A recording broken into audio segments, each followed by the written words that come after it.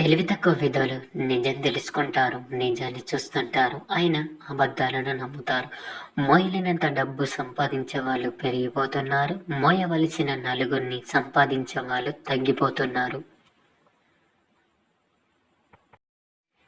ఎవరు మనల్ని గౌరవించడం లేదని బాధపడద్దు. బట్టల షాపులో ఒకరికి నచ్చక వదిలేసిన బట్టలు మరొకరికి చాలా బాగా నచ్చుతాయి. జీవితం కూడా అంతే. ఒకరు నీ పక్కన ఉంటే నీ స్థాయి పెరిగే కన్నా నువ్వు పక్కన ఉంటే వారి స్థాయి పెరిగే స్థాయికి నువ్వు రావాలి. అది విజయం అంటే. నీవు అతి సామాన్యుడైనవి కావచ్చు, నీలో ఉన్న అతి చిన్న సామర్థ్యానైనా గుర్తించి నిన్ను గౌరవించే వారిని నీవు గౌరవించి, నిన్ను పనికిరాని వాడిగా భావించే వారిని నువ్వు ఎన్నడూ ప్రేమించకు. మోసం చేసిన వాళ్ళు ఏం బాగుపడతారు అని అనుకుంటారు, కానీ దాదాపు బాగుపడిన వాళ్ళందరూ మోసం చేసిన వాళ్ళే. మనిషి కర్మలను బట్టి ఏర్పడిన మనసు చేసే ఆలోచనలను బట్టి మనిషి జీవితం నడుస్తుంది. మీకు ఎప్పుడైనా నేను బలహీనుణ్ణి, పేదవాణ్ణి, ఏమి సాధించలేను అనే భావన కలిగితే ఒక్క రాత్రి దోమ ఉన్న గదిలో నిద్రించి చూడండి. అంత బలహీనమైన దోమ మిమ్మల్ని ఎంత ఇబ్బంది పెట్టగలదో మీకు అర్థమైతే మీ బలం మీకే తెలుస్తుంది. తెలివిగా మాట్లాడడం గొప్ప విషయం కాదు, తెలిసినంత అవసరమైనంత మాత్రమే మాట్లాడడం గొప్ప విషయం. పొగిడి నిన్ను పాడి చేసే వారి కన్నా నీ మంచి కోరి నిన్ను దండించే వారే మిన్న. నీ బాధ్యతలను నీవు సరిగ్గా గ్రహించినప్పుడు నీ ఆశయాలను పూర్తి చేసుకోవాలని పట్టు నీలో కనిపిస్తుంది. ప్రపంచంలో ఇద్దరు సుఖంగా ఉంటారు. తిన్న ఆహారం 2 గంటల్లో అరిగిన వాడు, పడుకున్న వెంటనే 5 నిమిషాలలో నిద్ర పట్టేవాడు. ప్రేమంటే సూర్యుడిలా ఉదయించి సాయంత్రం అస్తమించేది కాదు, కళ్ళల్లో ఉదయించి కనుమూసేంత వరకు అస్తమించనిదే ప్రేమ. విజేత ఎప్పుడు విజయాలతో నిర్మించబడడు, తన విశ్వాసాన్ని నిరంతరం నిలబెట్టుకోవడం ద్వారా తయారవుతాడు. అందమైన జీవితం వెతికితే దొరకదు, మనం నిర్మిస్తే తయారవుతుంది. మూర్ఖుల చేత ప్రశంసలు అందుకోవడం కన్నా బుద్ధిమంతుడి చేత తిట్టు తినడం మంచిది. గొప్ప పనులు చేయలేని వారు చిన్న పనులు గొప్పగా చేయడం ద్వారా ఆనందాన్ని పొందవచ్చు. మనిషికి పొగరున్నా పర్వాలేదు, కానీ నటన ఉండకూడదు. కలుపు గొలుగా ఉండకపోయినా పర్వాలేదు, కానీ కల్తీ స్వభావం ఉండకూడదు. ప్రకటితం కాకున్న ప్రతి మనిషిలోనూ పరిపూర్ణత్వం ఉంది. ఇష్టం, కోరిక నిన్ను మరొకరికి బానిసగా మారుస్తుంది. ఓపిక, ఆశయం నిన్ను ఎప్పటికైనా రాజుని చేస్తుంది. ఎక్కువగా వేచి చూడకు. సమయం మనకు పూర్తిగా అనుకూలంగా ఎప్పుడు ఉండదు. జీవితం మనకు చాలా అనుకూలంగా మారుతుంది. దానికి కావాల్సింది కేవలం మన అంగీకారమే. కలలు కన్నంత ఈజీగా జీవితం ఉండదు. ఏదో ఒక మలుపు జీవితాన్ని పూర్తిగా మార్చేస్తుంది. ఇదివరకు మాట వల్ల మనిషికి విలువ ఉండేది, ఇప్పుడు మనీ వల్ల మనిషికి విలువ ఉంటుంది.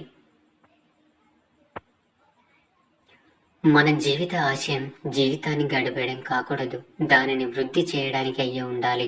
అలా వచ్చినప్పుడు తల వంచితే ప్రాణం నిలబడుతుంది. గొడవ అయినప్పుడు ఒక్క అడుగు వెనక్కి తగ్గితే బంధం నిలబడుతుంది. ఒక్క క్షణం ఓడిన మనిషిగా జీవితాంతం గెలుస్తావు. మంచి అలవాటులను దేవుడైనా అభినందిస్తాడు, చెడు అలవాట్లను సాటి మనిషి కూడా అసహించుకుంటాడు. అందుకే మంచి అలవాట్లను అనుసరించడానికి నిత్యం ప్రయత్నించండి. ఒకరిని బాధ పెట్టడం నీటిలో రాయిని వేసినంత సులువు, కానీ వారిని తిరిగి మామూలు స్థితికి తీసుకురావడం నీటిలో నుంచి ఆ రాయిని వెతికి తీసుకొచ్చేంత కష్టం. అందుకే ఎవరిని బాధ పెట్టకుండా ఉందాం. శృంగార జ్వాల నుండి ఎవరు తప్పించుకోలేరు. పవిత్రమైన స్త్రీ యొక్క భర్త ఆ మంటను ఆర్పలేకపోతే ఆ స్త్రీ ప్రత్యామ్నాయం కోసం వెతకడం ప్రారంభిస్తుంది. ఆ ప్రత్యామ్నాయం వేరే పురుషుడు కూడా అవ్వచ్చు. మరణం అనగానే మనిషికి చెప్పలేనంత భయం. నిజానికి మనిషిలోని సర్వ భయాలకు మూలం మరణమే. జీవితం నీకు ఏమిచ్చిందో సరిగ్గా గమనించగలిగితే జీవితం నీకు చాలా ఇస్తుంది. ఎక్కడ వెలుగు ఉంటుందో అక్కడ నీడ ఉంటుంది. ఎక్కడ కష్టాలు ఉంటాయో అక్కడ సుఖాలు ఉంటాయి. గొంతు పెంచడం కాదు, నీ మాట విలువ పెంచుకో. వాన చినుకులకే తప్ప ఉరుములకు పంటలు పండవు. భగవద్గీతలో స్పష్టంగా ఉంది, నిరాశ చెందవద్దు. బలహీనం నీ పరిస్థితులు మాత్రమే, నువ్వు కాదు. సంతోషం అనేది మనసు చెంది సంతృప్తిలో ఉంటుంది, అంతేకాని నీ చేతిలో ఉన్న విషయాన్ని అనుసరించి కాదు.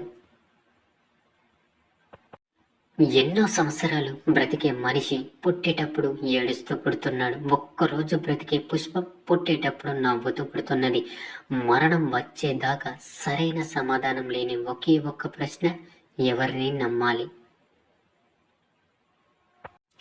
కావలసిన వారి కోసం కారణం లేకుండా కారే కన్నీటి చుక్కే చెబుతుంది ఆ వ్యక్తి నీకు ఎంత విలువైన వారో అని.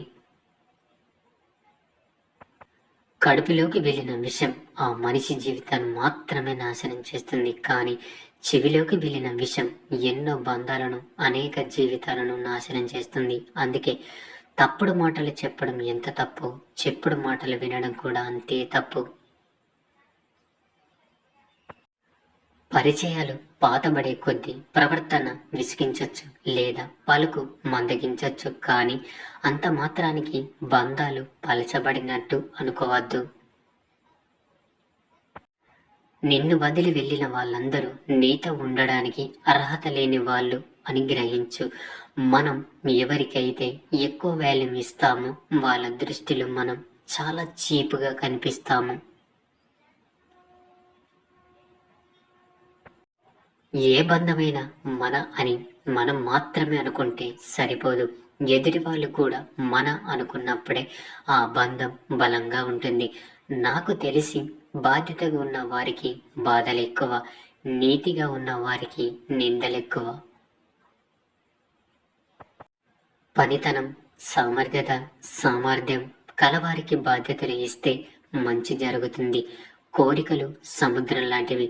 ఒడ్డుకు చేరిన అలకు ఆనందం, మధ్యలో ఉన్న అలకు ఆరాటం, తీరం చేరని అలకు విషాదం. అన్ని తెలిసి కూడా ఇంకా ఏదో కావాలనుకుంటామే, అదే జీవితం. ఒక విషయం గుర్తుపెట్టుకో, ఓర్పు పట్టిన హృదయం విసిగిపోతే వాళ్ళు తీసుకునే నిర్ణయాలు చాలా కఠినంగా ఉంటాయి.